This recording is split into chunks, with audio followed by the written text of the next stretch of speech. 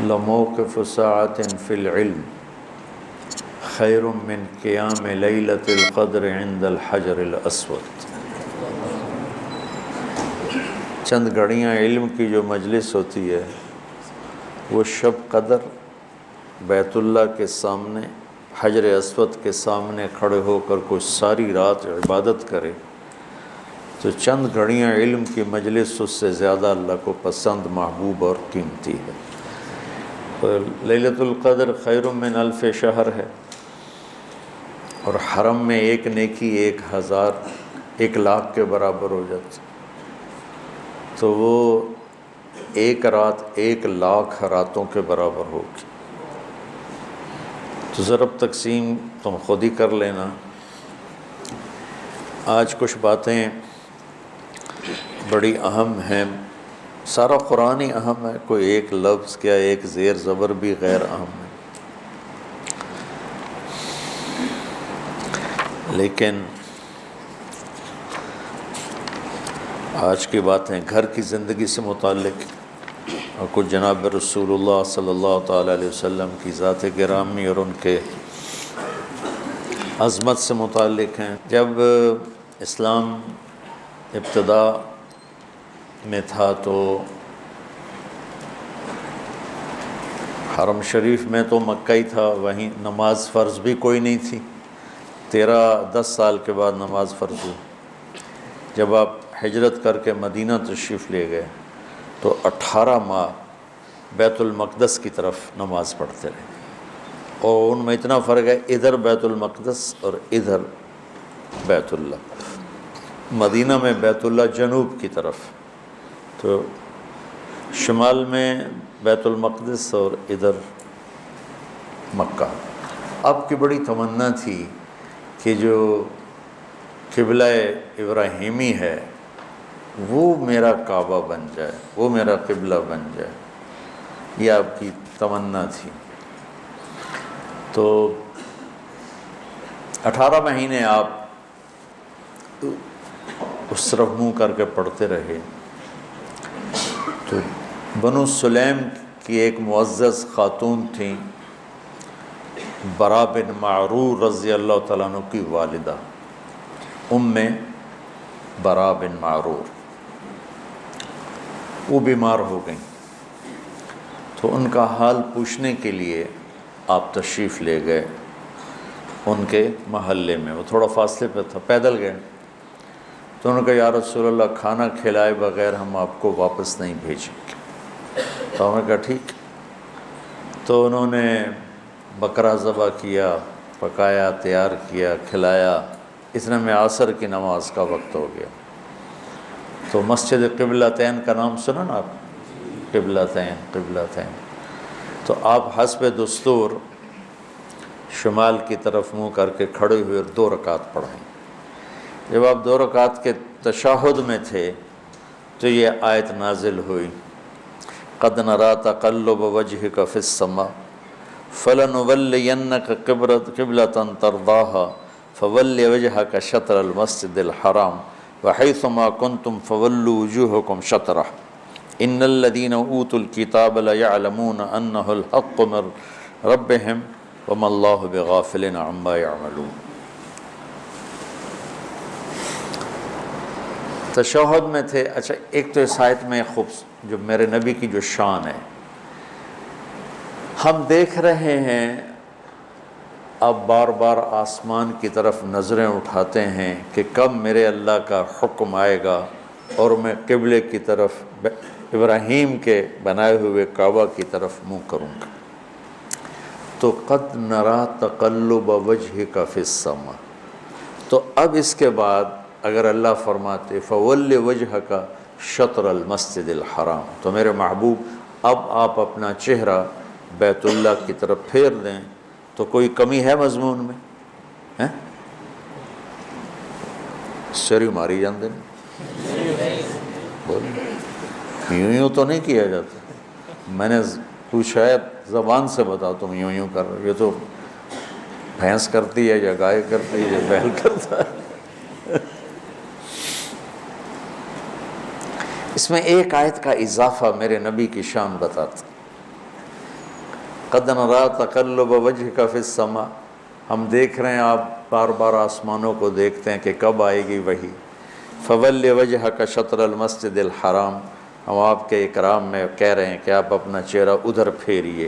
اس کے بیچ ایک آیت آئی ہے فَلَنُوَلِّيَنَّكَ قِبْلَةً تَرْضَاهَا، میرے محبوب ہم ضرور آپ کا رخ ادھر پھیریں گے جس پر آپ خوش ہو جائیں گے، راضی ہو جائیں گے۔ کمال، اللہ ساری دنیا سے کہتا ہے مجھے راضی کرو، اور خود کہتا ہے میرے محبوب میں نے آپ کو راضی کرنا ہے۔ کیا کمال، کیا کمال، کیا بلند ہستی ہیں۔ اسی سے ہی میں پوری امت باغی ہوئی بیٹھی، ساری امت بغاوت۔ تو اس میں میرے نبی کی شان بڑی بلند ہو کے آئی ہے کہ اللہ آسمانوں سے فرما رہے ہیں کہ ہم میرے محبوب آپ کو خوش کر دیں گے، ہم آپ کو راضی کر دیں گے، آپ کو وہ قبلہ دیں گے جس سے آپ خوش ہو جائیں گے۔ اور وَلَسَوْفَ يُعْطِيكَ رَبُّكَ فَتَرْضَىٰ، یہ وہاں بھی یہی شان میرے نبی کی ہے کہ اللہ تعالیٰ فرما رہے ہیں میرے محبوب میں آپ کو اتنا دینے والا ہوں کہ آپ راضی ہو جائیں گے۔ تو بھائیو، جب میرا اللہ اپنے محبوب کی اس طرح عزت احترام کرتا جبکہ وہ خالق اور وہ مخلوق، یہ عبد وہ معبود، وہ مالک یہ مملوک، اور اللہ آپ سے ایسا پیار عزت اکرام کا معاملہ فرما رہا ہے۔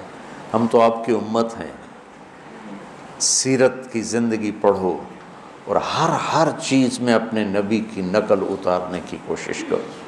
ہم صرف داڑھی لکھن اور پگڑی باندھنے کو کہتے ہیں، یہ ہم نے سنت پہ عمل کر لیا، یہ تو دو چھوٹی چھوٹی سنتیں ہیں، پگڑی باندھ لی، داڑھی رکھ لی، اسی سے وہ کہتا بس میری تو زندگی پوری ہو گئی۔ نہیں، میرے نبی نے رات کیسے گزاری، دن کیسے گزارا، بیوی سے کیسے چلے، بچوں کے ساتھ کیسے چلے، دوستوں کے ساتھ کیسے چلے، دشمن کے ساتھ کیسے چلے، کاروبار زندگی میں کیسے چلے، اس میں آپ کی قدم بقدم غلامی کرنا،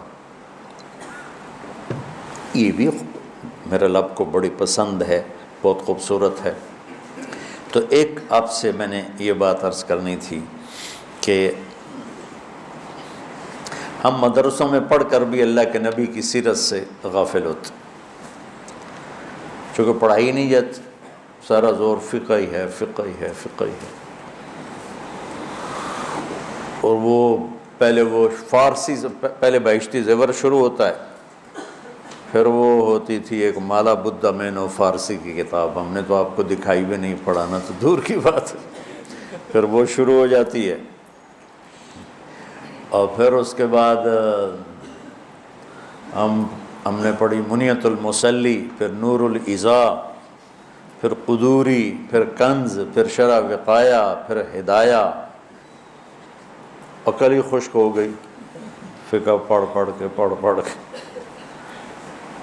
تو علم میرے رب کا قرآن ہے اور علم میرے نبی کا فرمان ہے، ان دو ہستیوں کی بات کو لینے میں کوئی حیل و حجت نہیں ہے۔ اس کے بعد سب کا سارے کے سارے صحابہ سے لے کر آخر تک کسی کا قول لیا جائے گا، کسی کا چھوڑا جائے گا۔ رفع یدین کی روایت کرنے والے کتنے صحابہ ہیں؟ شیخ یہ حدیث متواتر، رفع یدین حدیث متواتر،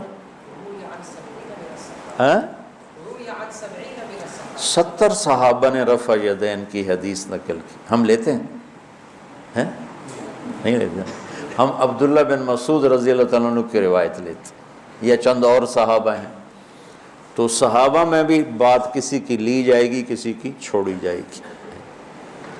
اور مسح علی الجوربین کتنے صحابہ سے مروی ہے، ہم نے کوئی لی ہے؟ ہم موضع پر مسح کرتے ہیں۔ یہ میں آپ کو مثال دے رہا ہوں۔ قرات خلف الامام کی کتنے صحابہ راوی ہیں، ہم نے نہیں لی، ہم دوسرے کہ اس کے ہیں وَإِذَا قَرَأَ فَأَنصِتُ، اس کا پتہ نہیں راوی کون ہے، ہم نے وہ لے لی ہے۔ تو صحابہ کی بھی صرف دو ہستیاں ہیں، اللہ اس کا رسول، جو کہہ رہے ہیں ٹھیک، مَا آتَاكُمُ الرَّسُولُ فَخُذُوهُ وَمَا نَهَاكُمْ عَنْهُ فَانْتَهُوا، روک دے رک جاؤ، کہے کر دو، یہ اللہ اس کے رسول کی شان ہے، باقی سب کے پر یہ قانون لاگو نہیں ہوتا۔ تو ہمارا علاقہ چونکہ ہندوؤں سے مسلمان ہوا، اور ہندو میں دیوتا ہوتے تھے، اوتار ہوتے تھے، برہمن ہوتے تھے، اور ان کے بڑے بڑے وہ پروہت ہوتے تھے، تو وہ تقریباً ہندو ان کو خداؤں کے قریب لے جاتے تھے، بلکہ وہی ان کے بھگوان ہوتے تھے۔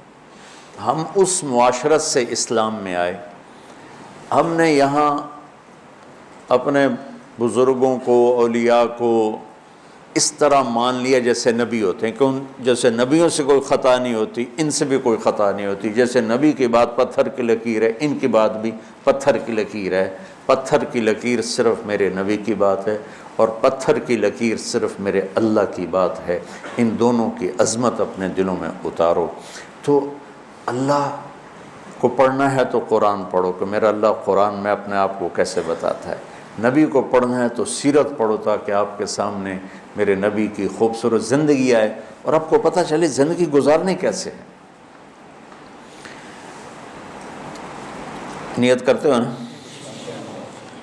یہ ایک بات تھی میرے اس میں،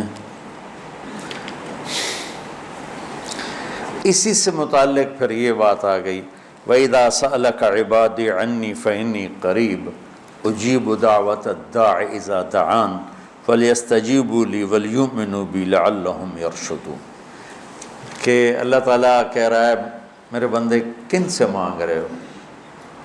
جو یا مر گئے ہیں یا اگر زندہ بھی ہیں تو تمہاری طرح وہ محتاج ہیں، تو مجھ سے مانگو نا، میرے خزانوں کی کوئی حد نہیں، انتہا نہیں ہے۔